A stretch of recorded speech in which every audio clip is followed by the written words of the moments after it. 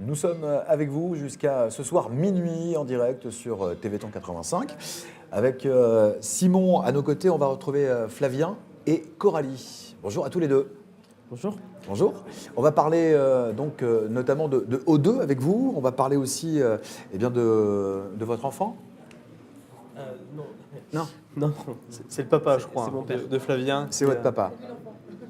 Ah oui, C'est moi c'est l'enfant. lui l'enfant, C'est effectivement. moi l'enfant. Donc Flavien et Coralie, on va tout d'abord commencer par votre implication dans l'entreprise O2. Flavien, Alors, j'ai ouvert une franchise O2 depuis mai. C'est tout récent, c'est vraiment depuis mai. Donc, O2, c'est service à la personne. C'est un peu plus de 200 agences en France, ménage en passage, garde d'enfants, aide aux seniors, aide aux personnes en situation de handicap. Donc on les accompagne dans leur vie pour que O2, oxygène, donc pour qu'ils puissent respirer. Et voilà, on agit pour qu'ils puissent être pris entre de bonnes mains en fait. et Coralie, on va vous découvrir aussi, avec plaisir. Oui, bonjour. Je suis son épouse. Donc, je viens de le rejoindre au sein de la société aux Herbiers, parce qu'on est implanté aux Herbiers. Et en fait, c'est devenu une entreprise de famille parce que c'est d'abord une histoire de famille. Je te laisse. En fait, initialement, je n'étais pas du tout dans ce métier-là, plutôt un métier des chiffres, auditeur comptable, et avec un père qui a atteint de myopathie. Donc, comme ça a pu être dit ce matin, mon père l'a appris lorsqu'il avait 35 ans, il était tout jeune avec mes deux sœurs. Et donc, on a appris ça et on a vécu tout le temps avec cette maladie comme une espèce d'épée de Damoclès. Et lorsque notre fils est arrivé, on avait déjà démarré le processus pour avoir un enfant. Coralie, normalement, voulait savoir si son fils pouvait potentiellement être atteint. Et donc, il a fallu que moi, je casse un petit peu mes codes, puisque j'avais toujours dit que j'étais 50-50. Je ne savais pas. Donc, il a fallu faire une démarche assez complexe, plus mentalement que réellement, finalement, pour pouvoir passer le cap, puisque vivre toute sa vie avec une épée de Damoclès sur la tête et savoir faire ses choix toujours en fonction. Donc il fallait se débarrasser de ça en fait. Exactement. C'est ça. C'était pas Assez bien. rapidement pour évacuer quelque chose. Oui. Pour Et en fait, se dire. voilà. Quand le Après, si notre fils avait été atteint, on connaissait la maladie, on aurait fait avec, c'était pas un souci. Mais pour moi, c'était important de le savoir. On avait cette chance, entre guillemets, de pouvoir savoir et de pouvoir prendre en charge tout de suite et l'accompagner comme il se doit vers ce qu'il pouvait aller. Enfin, voilà, installer une maison déjà, pouvoir l'accueillir dans les meilleures conditions. Bon, on a fait les tests. Effectivement, ça a été un cheminement. Bon, il s'avère qu'a priori, le gène n'a pas été transmis à Flavien, donc à notre fils. Mais oui, ça a été un vrai cheminement. Libérateur, j'imagine, parce qu'il y a le 50-50 qui trottait dans votre tête, Flavien, et de se dire potentiellement, à cause de moi, 100%, ça libère quelque chose, ça... Bizarrement, ça a été un soulagement pendant une minute, et après il y a eu la culpabilité. D'accord. Culpabilité en fait de ne pas transmettre l'héritage familial, ce qui est totalement bête, hein, mais ça n'empêche qu'il y a Et ça quand vous même, est propre aussi, oui, après... c'était un sentiment un peu bizarre qu'il a fallu aussi se débarrasser, une sorte de culpabilité de ne pas être un digne fils, même avec tout ce qu'il peut y avoir. Et petit à petit, en fait, ce cheminement est arrivé. Et puis, étant donné que j'avais déjà ce sac à dos en moins, ou cette épée de Damoclès qui était partie. Vous allez barcer de cailloux, non? C'est ça? Exactement. Et puis, Libérer un peu. là, je me suis dit, j'ai vécu des belles années de vie. Et maintenant, j'ai envie de m'occuper de moi, de ma famille, et que ce soit ma femme, mes enfants, mais aussi de mes proches, donc mes parents entre autres, et puis du fait que Coralie soit déjà impliquée dans la société O2 depuis quelques années, j'ai eu l'occasion de voir cette implication auprès des personnes, l'humain au centre, respect, et à partir de là, en fait, tout naturellement, c'est venu. J'ai commencé à faire les démarches et c'était clair. Il fallait que j'ouvre une société de service à la personne qui correspondait à mes valeurs. Et en fait, ça fait depuis donc mai. Alors je devrais pas le dire, mais j'ai pas l'impression de travailler.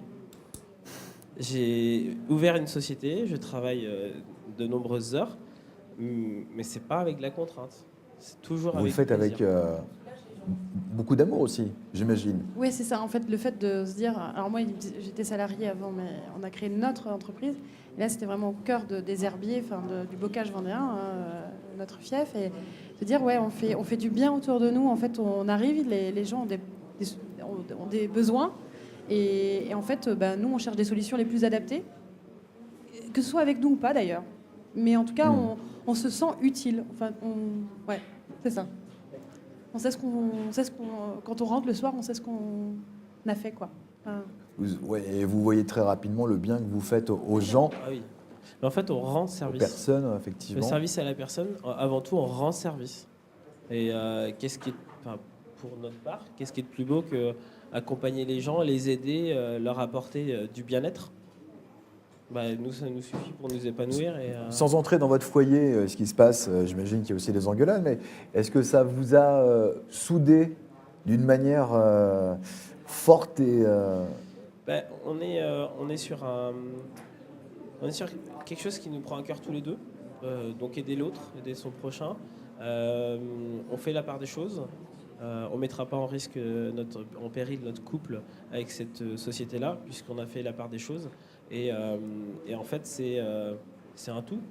Comme je disais, j'ai pas l'impression de travailler, donc que je travaille avec elle ou que je sois à la maison.